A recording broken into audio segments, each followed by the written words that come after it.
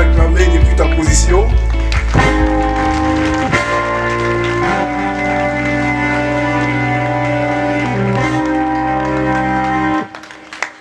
Alors, avant tout propos, je voudrais remercier l'Église qui nous reçoit aujourd'hui, à travers ses ministres, à travers ses religieux et religieuses, et dire merci particulièrement à mon père spirituel, le père Jean-Baptiste, qui m'a permis d'être là, et j'ai pu découvrir une belle ville de Korogo. Acclamez-vous, en tout cas pour cette ville.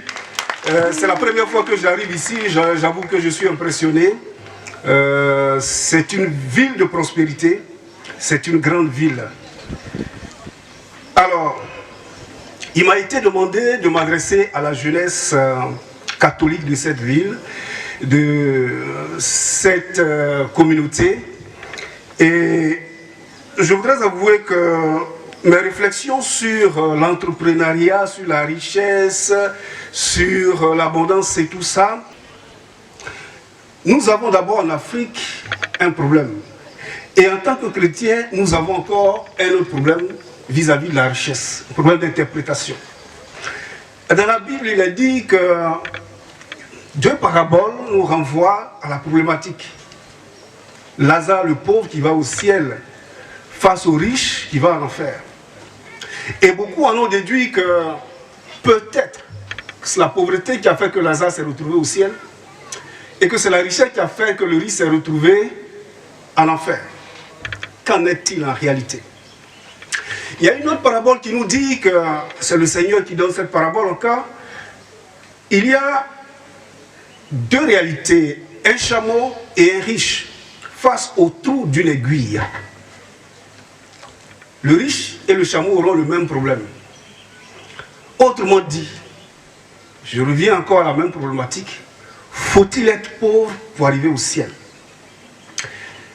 C'est quoi la pauvreté? C'est quoi la richesse? Alors, je sais que vous savez, avec moi, que notre Dieu est le Dieu de l'or et de l'argent. Comment faut-il que pour avoir accès à lui, nous soyons pauvres? Quelle est l'interprétation que nous donnons véritablement à la notion de pauvreté?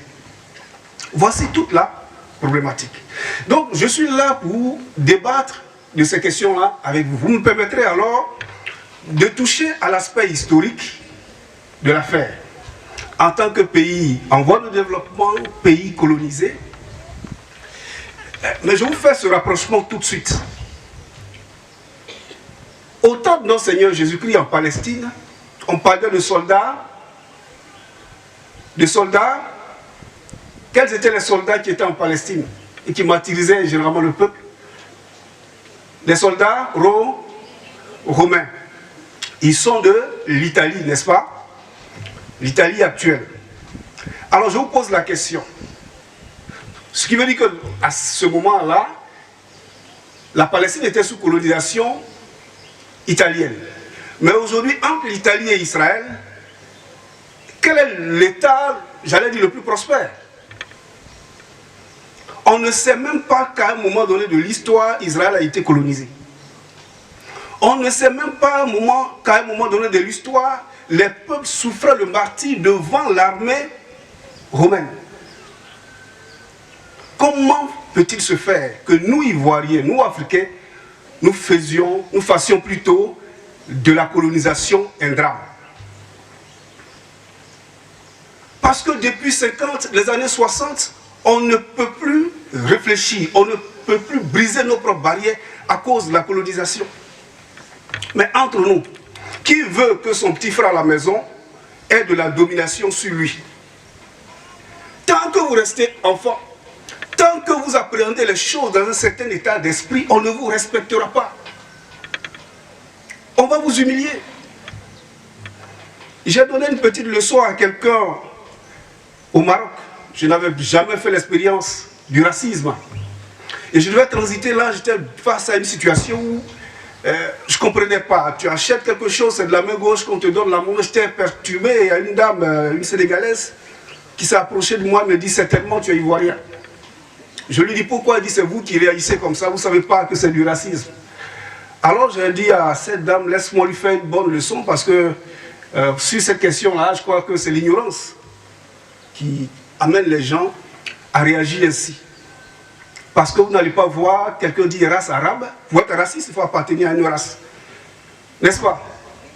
Et donc, on n'a jamais dit race arabe, race juive, parce que ça a toujours été des métis. Et au Maroc, ce n'est même pas des arabes, c'est une ramification. Des berbères, je crois, mais en tout cas, une ramification arabe. Comment se peut-il qu'ils soient racistes à ce point, qu'ils aient ces attitudes? L'ignorance nous habite. Pourquoi dans un rapport blanc-noir, c'est toujours le noir qui se sent victime? Pourtant, nous avons le continent le plus riche. Mais tant que nous n'arrivons pas à sortir de ce carcan de pauvreté, tant que nous n'arrivons pas à entreprendre, à briser le mythe de la pauvreté, qui voulez-vous qui nous respecte? Parce que quand je suis face à un Européen, je regarde la France, je regarde l'Allemagne, ce qu'ils ont là, dans mon pays, je n'ai pas ça. Donc je suis déjà frustré. Il suffit qu'on dise quelque chose, je suis totalement brisé parce que je m'attends à ce qu'on me traite de tous les noms. Si on m'insulte, dire à quelqu'un qu'il est pauvre, c'est une injure. Et le phénomène actuel des porti-porta, c'est comme ça on dit. Un porta-porti. Voilà. Mais vous ne pouvez pas imaginer la frustration que j'ai ressentie, pas parce que je plains ces filles, mais on vous l'a certainement dit, je suis enseignant à Cocody, j'enseigne ce qu'on appelle la poésie, et pendant près de 15 ans, j'enseigne ce qu'on appelle la négritude. Quand vous prenez ces grands auteurs négritudiens, ça va être de la littérature qu'ils ont renversé les tendances, l'opinion sur le noir. C'est une bataille qu'ils ont quasiment gagnée jusqu'aux indépendances. Les hommes politiques devaient prendre le relais. On ne peut pas faire le bonheur de quelqu'un malgré lui. Tout le respect qu'ils ont pu acquérir par leurs publications, par leurs écrits, par leurs protestations, est balayé du revers de la main aujourd'hui par une jeunesse qui ne comprend pas les choses. Se dire que l'argent n'a pas de couleur, l'argent n'a pas d'odeur. Même si on m'humilie, demain je suis dans une Porsche. Qui m'a vu? Voilà comment on détruit un État. Comment voulez-vous que Dieu investisse sur un tel peuple? Parce que le peuple juif, là, il a été sélectionné entre tous les peuples de la terre quand même. Et Abraham, notre père, dans la foi, a été aussi choisi. Et d'ailleurs, quand on l'a choisi, le Seigneur lui a dit, quitte ta parenté. Quitte ta parenté. Parce qu'il y a en nous des dispositions naturelles qui correspondent à l'idée de Dieu pour l'homme. Quand quelqu'un ne se respecte pas, quand quelqu'un ne respecte pas la vie qu'il a reçue de Dieu, il ne peut pas être agréable à Dieu. Ah, tu vas te coucher et puis on défecte sur toi. Et tu penses que l'argent que tu vas avoir en retour va te restaurer. Ça veut dire que tu n'as rien compris, tu ne prends même pas en considération ta propre vie, ni celle de la descendance qui risque de sortir de toi. Frères et sœurs, je crois que l'une des questions, l'une des raisons pour lesquelles nous devons nous surveiller, ce n'est pas nous-mêmes. La Bible dit l'homme de bien laissera un héritage aux enfants de ses enfants. C'est pour nos descendances que nous travaillons. Abraham a tout fait. Mais Abraham ne vivait que pour la postérité qui lui a été annoncée. Il n'a même pas eu la chance de voir le Seigneur Jésus-Christ. De lui, David dira, le Seigneur a dit à mon Seigneur, assieds-toi à ma droite. Ils n'ont pas eu cette chance. Mais regardez comment est-ce qu'ils se sont construits. Comment est-ce qu'ils se sont, comment je peux dire ça, surveillés pour demeurer agréable à Dieu. C'est ce que je recommande pour notre jeunesse. Mais pour cela, il faut s'informer. Il faut s'instruire. Il y a du monde. Mais est-ce que le monde que je vois ici est représentatif de la jeunesse catholique de Korogo? Je ne pense pas. Vous étiez nombreux, il y a des gens qui ont tout fait pour être là. Il y a des gens qui ont voulu être là. Il y a des gens qui ont été empêchés d'être là pour une raison ou pour une autre. Mais laissez-moi vous dire que votre présence ici n'est pas gratuite. Parce que c'est Dieu lui-même qui vous a convoqué pour vous informer et pour travailler dès à présent dans votre vie. Et La question de la jeunesse. La question de la jeunesse. La jeunesse catholique. Si on devait la représenter aujourd'hui, par quoi allons-nous la représenter? Aujourd'hui en Côte d'Ivoire, on se salue en se maudissant. Maudit là. Voilà. On t'en maudit. Et vous pensez que quand on a pris le temps de se maudire tous les jours comme ça, dans 20 ans, on va être un homme prospère? Il faut être réaliste. Dans mon environnement, il y a des mots que je ne veux pas entendre. J'ai mes neveux du côté maternel qui venaient souvent jouer avec mes enfants à la maison. Et un jour, j'étais là, j'étais couché, ils étaient dehors, ils jouaient, et j'ai vu que ces neveux-là avaient des mots tellement vulgaires, tellement gênants. Ah, j'ai pas pu sortir, et j'ai pas pu m'empêcher d'interpeller madame pour lui dire, fais attention, je ne veux pas que pour l'instant les enfants la jouent ensemble de cette manière. Et j'ai commencé à faire attention, mais je me suis rendu compte que la source était leur maman, qui était dans une logique de... C'est-à-dire qu'à la maison, ça n'allait pas. Et elle se relâchait, elle n'est pas catholique. On me dit qu'elle est d'une autre église, mais je me rends compte que c'est pas trop ça. Peu importe la parenté, nous avons le devoir de protéger nos enfants. Si vous prenez la destinée du peuple juif, là, il ne se mariait pas avec tous les peuples. Tant que vous ne vous surveillez pas, tant que vous ne faites pas attention à un certain nombre de choses, vous risquez de vous condamner, et pas seulement vous, votre descendance. Parce que le chrétien ne vit plus en termes de vie individuelle, c'est en termes de génération. Qu'est-ce que nous pouvons apporter à Dieu, etc., etc. Quelle est notre mission dans la vie, dans l'évangélisation, dans le service? La richesse, là, c'est obligatoire. Tu peux acclamer ça déjà. La richesse est obligatoire. La richesse est obligatoire. C'est pourquoi nous ne devons pas regarder en priorité la problématique de la richesse. Parce que quand tu es enfant de Dieu, il n'y a rien à faire, tu seras riche. Tu es déjà riche. Tu es déjà riche. Je ne joue pas sur ces questions-là. Croyez-moi, je suis chercheur et ma foi, là, elle est fondée sur des choses que j'ai vérifiées. Je vais vous donner un simple exemple. La Bible dit que ma parole ne revient pas à moi sans avoir accompli ce pourquoi elle a été prononcée. Quand notre Seigneur Jésus-Christ était sur la croix, il a prononcé cette parole. Et la 7e parole était « Tout est accompli ». Il y a un des disciples qui l'aimait, on appelle Jean, qui a donné une des plus grandes métaphores. Dans ma discipline, on parle de métaphore. Une des plus grandes images qu'on n'a jamais données du Seigneur Jésus-Christ. On a dit c'est l'agneau de Dieu, c'est le lion de la tribu de Judas, etc., etc. Ça dit qu'elle a volé les théraphimes de son mari, de son papa, alors qu'il devait fuir. Mais dans le cortège qui partait, elle garde ces théraphimes, c'est des statuettes, elle garde ça sur elle. Indirectement, ça veut dire quoi? Tu ne fais même pas confiance à Dieu, en Dieu, et tu te dis, bon, si je n'aide pas Dieu, les fétiches de mon père là vont nous bloquer.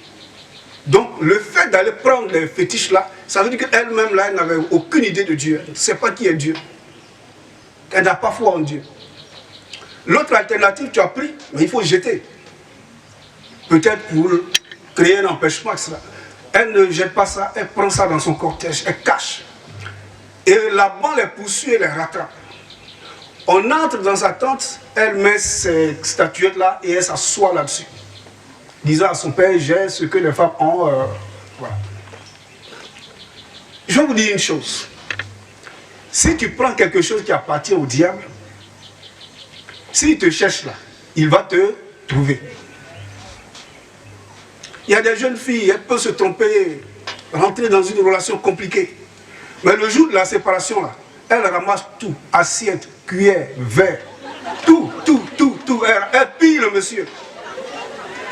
Vrai ou faux? Et puis elle s'en va avec. Ma soeur, si tu as fait ça, il faut aller donner. Il faut restituer ça. Parce que c'est la raison pour laquelle tu vas toujours avoir des maris de nuit, parce que tu n'as pas encore divorcé d'avec lui. Et s'appuyant sur ces choses-là, il peut interférer dans ta vie. Nous commettons trop d'erreurs parce que certains pensent que c'est un pan culturel. J'ai vécu avec toi, je ne vais pas les mains vides. Même s'il t'avait acheté des habits, retourne-lui ses habits. S'il t'avait donné de l'argent, si tu peux restituer cet argent, retourne son argent. Dis Amen. Dis Amen. Retourne son argent. Parce que la guerre que nous menons là, ce n'est pas qu'une guerre physique. Les gens veulent régler les problèmes dans le physique uniquement. Ils veulent demeurer dans la chair. Je vais vous dire une chose. Avec Dieu, il n'y a pas d'à peu près. Celui qui met la main à la charrue ne doit pas regarder en arrière. Bon, vous savez, il y a des gens qui peuvent choisir. Dans la maison de Dieu là. Bon, il y a des gens qui veulent servir Dieu, être à la petite place. Il y en a qui veulent être dans, voyez, l'arrière-plan. Mais si tu veux être à la première place, il n'y a rien à faire. Les apôtres que vous avez vus là, dont on parle aujourd'hui dans la Bible là, ils ont pris quoi? Rien du tout. Le Seigneur a dit même à un d'entre eux, laisse les morts enterrer leurs morts. Parce que si tu prends le monde avec toi, c'est ça qui va te distraire. Quand Lot quitte Sodome, ce n'est pas parce que sa famille est forcément sainte. Tu es dans un quartier où les vices atteignent un certain niveau, il faut craindre pour ta femme et tes filles. Les garçons, oui, mais de façon particulière. Parce que ce sont les premières cibles. Mais à cause de la foi d'Abraham, Lot est tiré de là, sa femme est tirée de là, ses filles sont tirées de là. Mais en cours de route, la femme n'a pas pu s'empêcher de regarder en arrière. Ce n'est pas parce qu'elle avait envie de découvrir ce qui se passe, mais le péché va t'attirer de là d'où tu viens. Tu es quitté en Arabie Saoudite, tu as été porti-porta. À un moment donné, ça va te rattraper. Ça va te rattraper. Donc c'est de ces choses-là que je veux nous prévenir. Alors donc, il y a Léa, il y a Rachel. Rachel n'avait pas d'enfant. Et les fils de Léa, je crois Ruben le plus âgé, allait couper des feuilles. Et elle allait vers sa soeur pour demander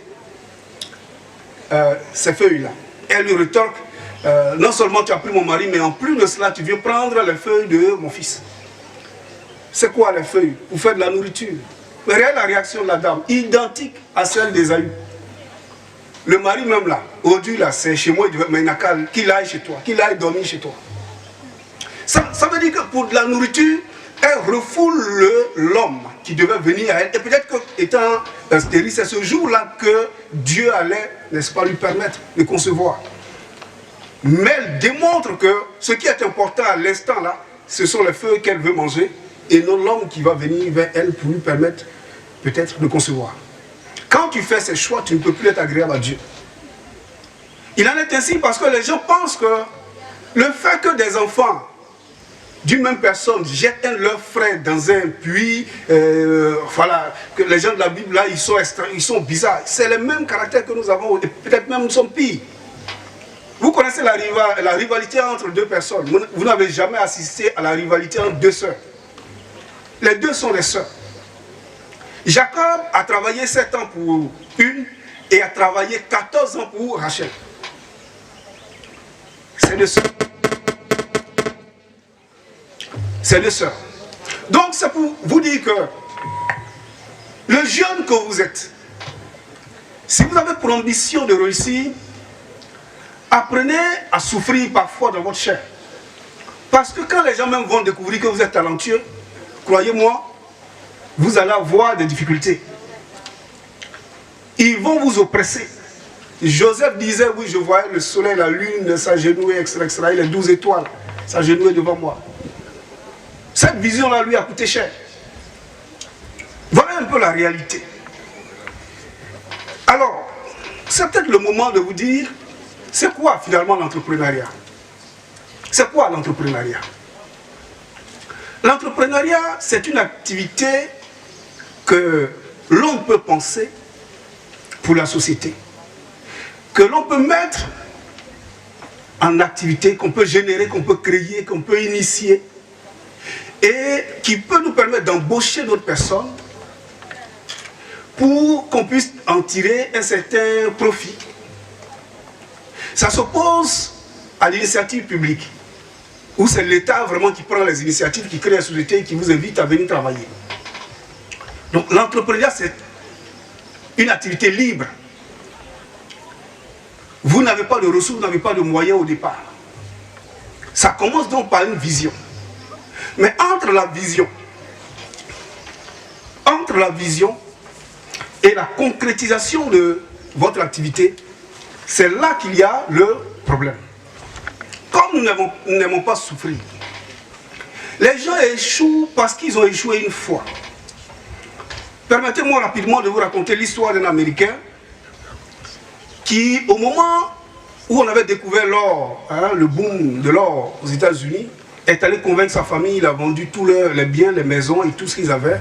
Il a convaincu sa famille et puis il a acheté une terre. Et il a commencé à mettre cette terre en exploitation pour recueillir de l'or. Et ce monsieur réussit à sortir une très grande quantité d'or pour éponger toutes les dettes qu'il a contractées. Le problème, c'est qu'après ça, au moment où les bénéfices devaient venir, il n'avait plus rien. Plus d'or, rien. Alors, il se décide à vendre cette mine et il va dans les assurances, il va faire fortune, devient même milliardaire.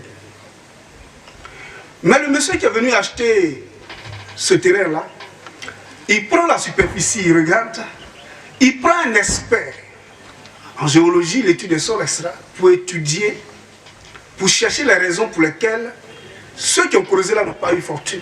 Quel est le potentiel de cet espace-là? Et ces recherches lui permettent de comprendre que c'est vrai ce qu'ils ont vu là, c'est pas coup de chance, ils ont eu quelque chose, mais c'est pas plus chance parce qu'ils ont creusé du mauvais côté. Parce qu'il y a le système d'écoulement, bon, ceux qui sont dans le domaine savent. Et le monsieur va commencer l'exploitation, il va tomber sur le plus grand gisement de ce milieu-là. L'autre est devenu milliardaire dans les assurances, mais lui, il est devenu multimilliardaire. Ça veut dire que l'affaire que toi, tu as commencé et puis tu as échoué là, il y a des gens qui vont réussir par là. Donc ça veut dire que ce qui doit te décourager, ce n'est pas l'échec. Celui qui n'a jamais échoué ne peut pas apprécier à sa juste valeur le succès. Et parfois, le Seigneur nous éduque par nos propres erreurs. Il faut parfois apprendre les choses par nous-mêmes. J'étais avec un de mes professeurs en son temps, qui était ministre de la Culture, il s'appelle Bernard Zadi. Et une jeune fille est arrivée, elle nous avait dépensé, je crois, de 4 ans. Elle était partie à fonder sa famille, mais comme le monsieur était ministre, elle est revenue le voir pour qu'il lui trouve quelque chose à faire. Et on avait cours ce jour-là, on n'était pas nombreux, c'était à son bureau même. Il demande à la jeune fille, qu'est-ce que tu veux faire? Elle est là, c'est pas, il dit, bon, mais si on te demande d'être pompiste, est-ce que ça peut te convenir? Elle dit, quoi? La plupart de mes amis ont voiture actuellement. Moi, je vais aller dans une station d'essence. Ils vont venir avec leur femme et puis c'est moi qui vais servir le carburant. Vraiment, chercher autre chose, c'est ça là seulement, je ne peux pas. Devant nous. Et puis elle s'est levée, elle est partie. Et le professeur nous dit, elle vient de commettre l'erreur, certainement une des erreurs de sa vie. Parce que ce n'était même pas qu'elle soit gérante, je ne la connais pas. Elle a été mon étudiante, ça s'arrête là. J'ai besoin d'un gérant. Mais pour la mettre sur mon argent, il faut que je sache un peu qui elle est. Quelle est sa volonté de réussir et comment elle se bat, quel est son niveau d'honnêteté. Comme elle n'a pas accepté le minimum, elle ne peut pas avoir le maximum. Et que c'est comme ça que les Américains fonctionnent. Je vais vous dire une chose. Il y a 2 semaines de cela, un neveu me fatiguait tellement, niveau 4e, a quitté l'école, j'ai vu qu'il basculait, il se promenait avec les jeunes délinquants, on en a parlé, je l'ai fait venir, tu veux faire quoi? Il ne sait même pas. Voilà. Alors je lui ai dit, reste là, je te fais un permis. Je lui fais le permis, bon, va te débrouiller. 6 mois après, il n'a même pas appris à conduire. Je le fais revenir. Je lui ai dit, quel est ton problème? Il dit, bon, mais les gens là, est-ce qu'on peut être balanceur même avec eux? C'est pas facile, ça. Et quand j'ai eu une opportunité, immédiatement, je suis allé lui acheter un taxi. Le problème, c'est comme il n'a pas la main, il ne peut pas conduire, il faut que je prenne quelqu'un. Et en 3 jours, la personne me donne des infos, puisque ce n'était pas mon secteur d'activité. Et c'était tellement difficile. Donc ce qu'on me ramenait comme information, c'est ce que je gobais. Et lui, ce n'était pas évident parce que le taxi doit partir, il n'a pas le temps d'apprendre. J'ai dit au monsieur, on va faire une chose. Il laisse le taxi pendant 3 jours. Et un jour, je me suis mis dedans parce que parfois, quand il va, il revient. Toi qui es le propriétaire, tu ne sais pas ce qu'il a vécu. Tu ne sais pas quelle souffrance il a enduré. Et donc, quand vous voulez bâtir un immeuble, il faut commencer toujours par le rez-de-chaussée. Ils ont déjà enregistré par intelligence ce qui est devant eux. Il y a des gens, on peut tout faire, mais il ne faudrait pas qu'ils entendent. Quand ça entre là, ça ne sort plus. Il y a des gens, quand ils ont vu là, c'est qu'ils ont vu. Voilà comment nous sommes différents. On a tous ces talents, donc arrêtez d'insulter vos amis, tu n'es pas intelligent, tu es bête, etc., etc. Ça n'existe pas en réalité. On a tous des talents ou des retards. Parce que quand vous n'arrivez pas à vous exprimer, vous accusez un retard. Les enfants qui sont bègues là, mais qui peuvent parler par des gestes, ils ont le même niveau, le même potentiel. Voilà. Amen. Donc il faut avoir une prédisposition. Mais quand vous avez tout ça, il faut avoir une vision. Il faut avoir une vision. La vision, c'est quoi? Vous êtes là, moi je vais être pilote. C'est de ça que je parle. Mais comme nous n'allons pas entrer dans le secteur, dans certains secteurs, je vais prendre des exemples typiques que vous compreniez. Voilà. Quand vous êtes dans certains... Vous aimez par exemple... moi j'aime les animaux. Parce que quand j'étais enfant, nos cours étaient remplis de... C'était un cours d'élevage. Une cour, pardon, d'élevage. Ou alors vous êtes devenu grand. Et puis vous mettez à vendre des beignets comme elle. C'est que vous manquez de vision. Parce que si ma maman a vendu des beignets pour me construire, ce que moi, je vais chercher à faire, c'est de vendre une forme de beignet dans le supermarché. Ces téléphones que j'ai là, je peux me connecter à des gens qui sont au Japon. Au lieu de publier des photos de porte-portail et autres et tout ça, je vais chercher des partenaires. Ah oui. Est-ce qu'on m'a dit qu'on peut avoir de la karité ici? Ce qu'on utilise pour faire le beurre de karité, c'est pas ici? Depuis combien d'années ça existe? Depuis combien d'années? Il suffit simplement de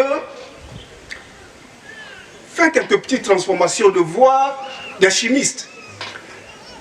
Des Américains, des Français, des Européens viennent dans la forêt du Banco là pour repérer des parfums, pour aller constituer des parfums. Hein, chercher des parfums de ce genre, on peut le faire à Abidjan.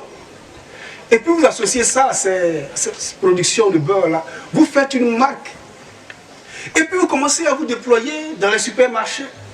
Il y a un service, je crois, au niveau de la zone industrielle, une des zones industrielles pour tester de la non-toxicité, je crois que c'est comme ça qu'on dit, du produit que vous avez fabriqué. Quand vous avez cette autorisation, vous pouvez vendre vos produits sur toutes les surfaces. Il y a de la mangue ici, les jus de mangue. Le commerce, comme je l'ai dit, que je vous recommande, il ne s'agit pas de... Il faut avoir un siège, il faut avoir un logo, il faut avoir un conseil juridique. Comment vous allez avoir ça? Parce qu'au départ, vous n'avez pas de l'argent. C'est tout ça qu'on appelle vision. Parce que le jour où je croise quelqu'un qui est capable de m'aider, tellement mon projet est construit, la personne ne peut pas s'empêcher d'investir dans ce projet-là. Quelqu'un va poser une question à une conférence, je ne sais pas où exactement, mais qui me disait, mais le Seigneur a dit, la parole dit, on n'allons pas emprunter, mais nous allons prêter de l'argent aux nations, etc., etc. Au départ, tu n'as pas de l'argent, tu vas prendre ça où?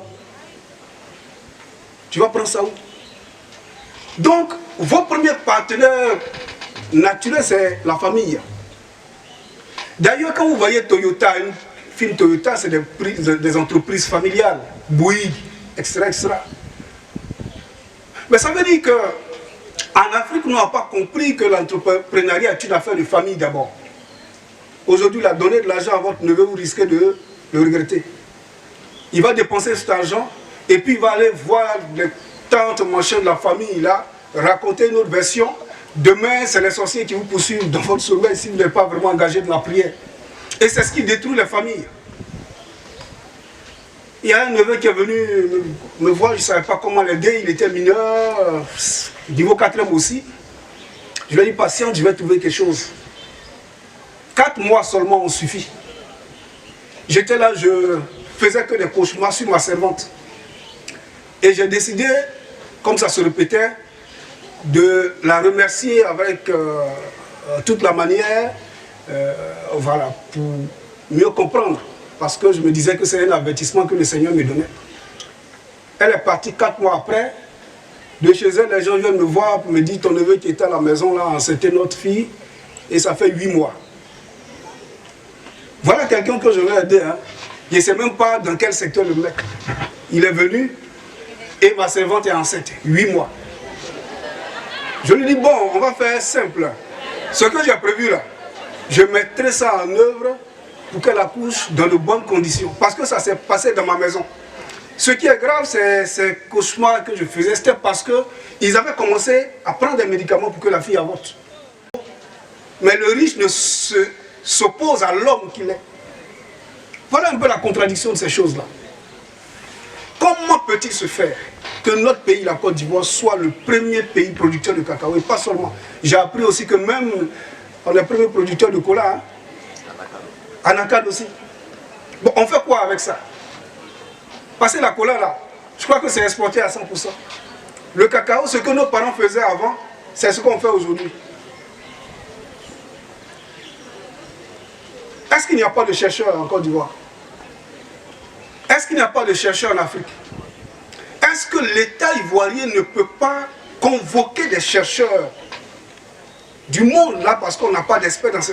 à venir peut-être nous proposer des produits finis qu'on va financer? Parce que c'est cela. Voilà un peu ce qui nous maintient de la pauvreté. Moi je pense que la pauvreté même parfois c'est une malédiction. Parce que le diable va vous attaquer par ça. Il va vous avoir par ça.